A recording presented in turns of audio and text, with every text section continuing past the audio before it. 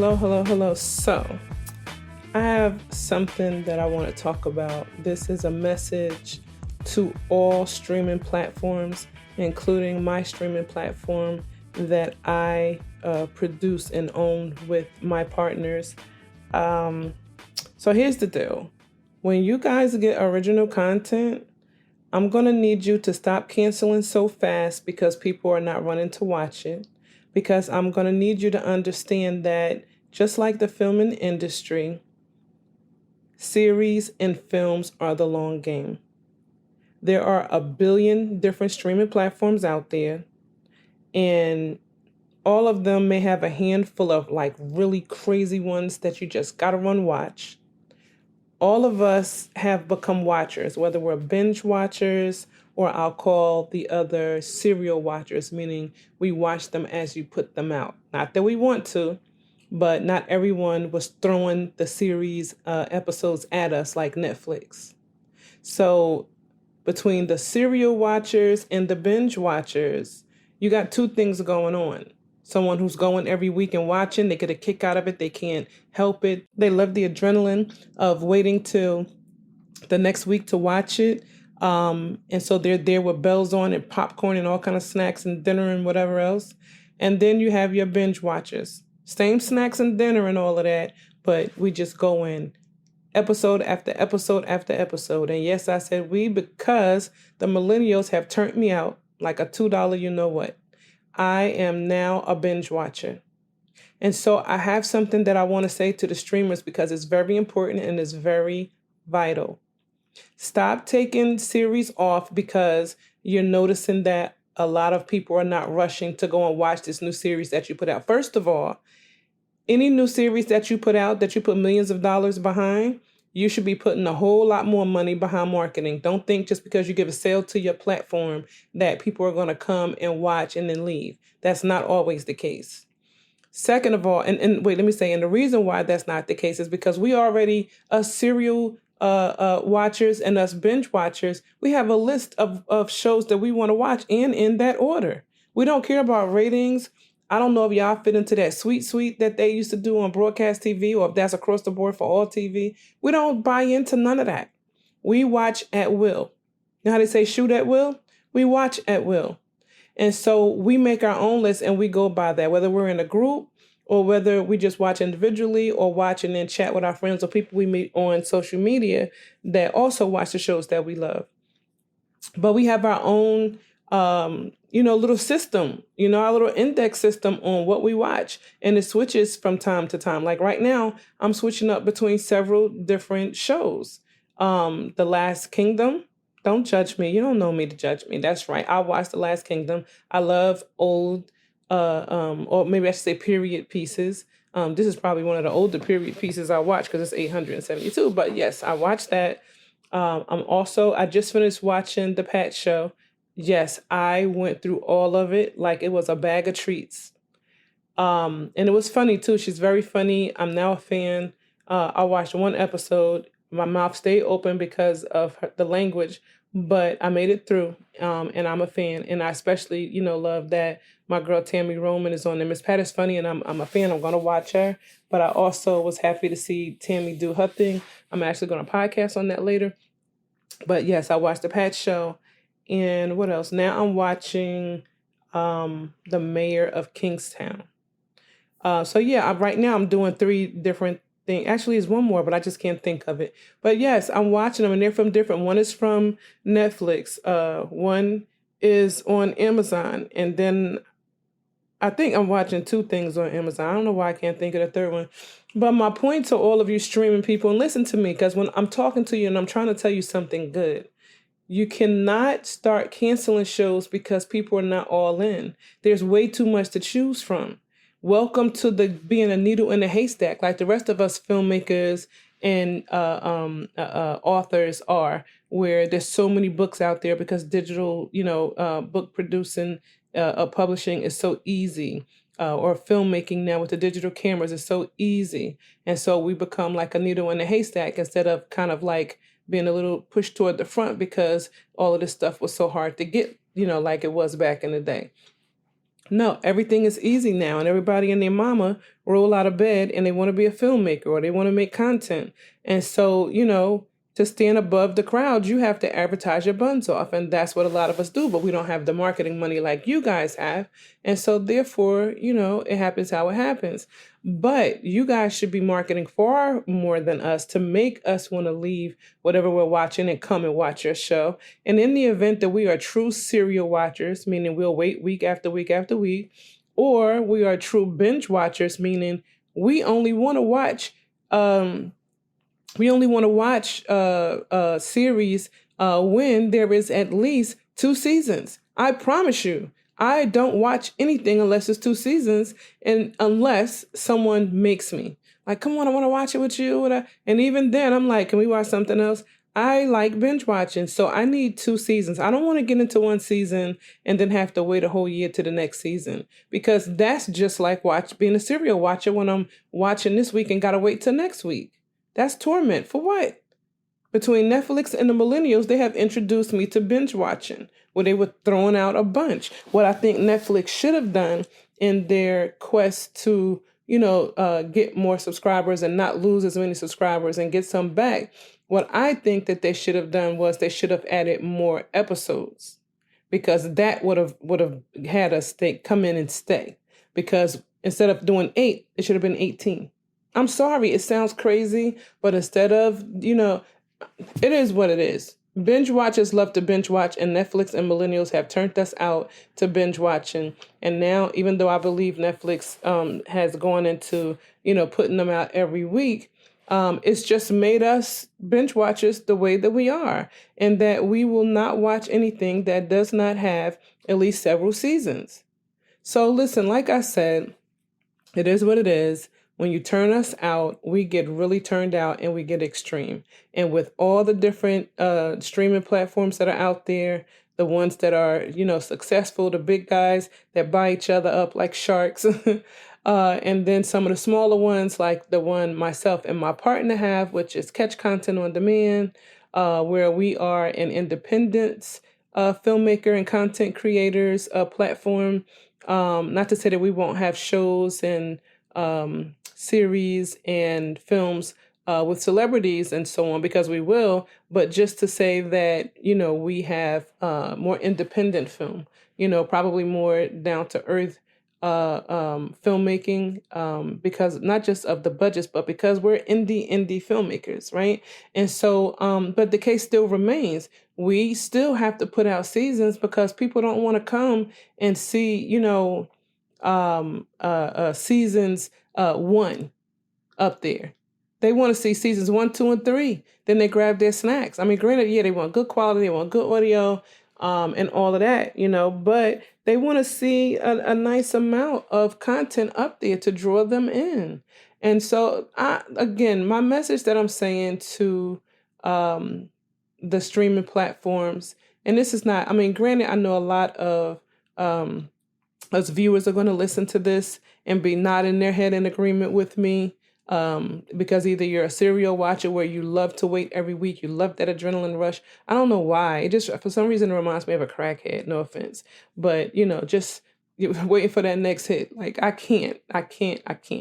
Again, and then there are us binge watchers where we want to go for a couple of seasons. We won't even begin to look at you unless you have at least 2 seasons up.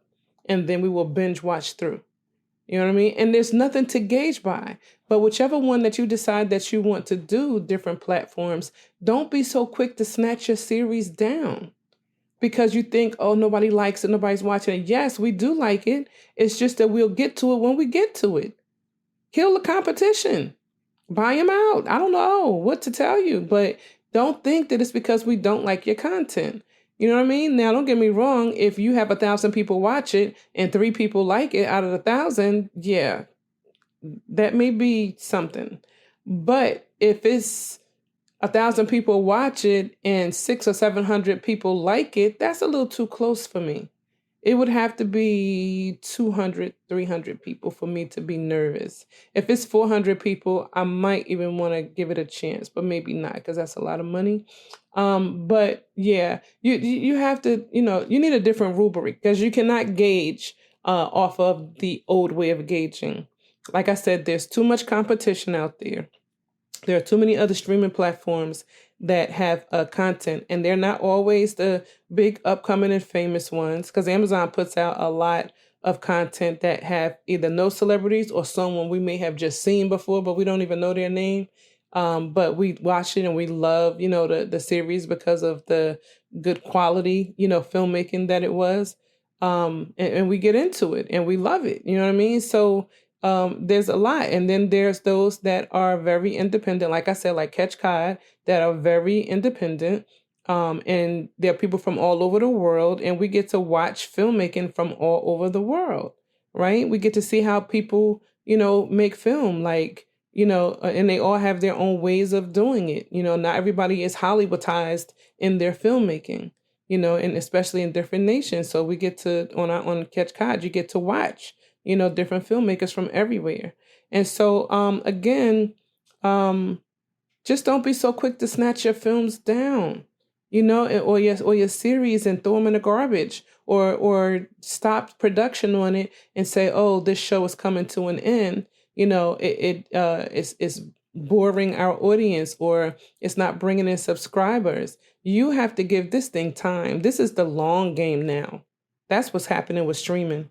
Until something happens to where it's not so easy for people to go and make streaming platforms, or people just don't really want to. I guess like podcasts that'll wear out is welcome.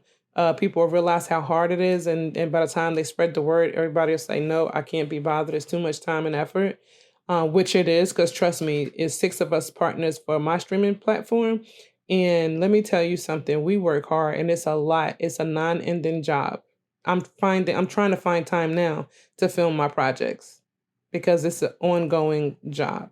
But in any case, that's all I wanted to say was, streaming platforms, I need y'all to stop. I need you to stop canceling series. Don't get me wrong, because at the same time, I'm your competition, although I'm not, because some of you guys, we're just starting out with our company, Catch Cod, and you guys have been around for a while and you have achieved such greatness. I'm just sitting here, like a flower watching the sharks eat the sharks. and wondering if somebody going to come to us like Fox went to Tubi.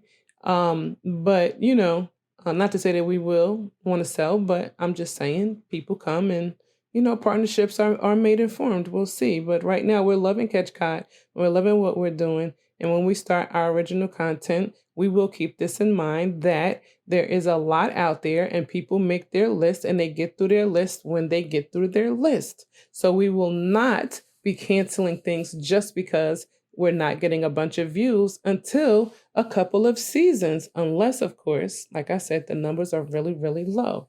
But I think a new rubric needs to be formed for the different streaming platforms to gauge by, because it doesn't make sense that you are canceling something because you believe that no one wants to watch it when you see all the different platforms that are out there and you see all the different celebrities that they have in these shows. And these shows are good. It's not that we don't like them. It's not that we don't, want to see them. It's that we just haven't gotten to a lot of them yet. Now, yes, you'll have to take into account, are they relatable?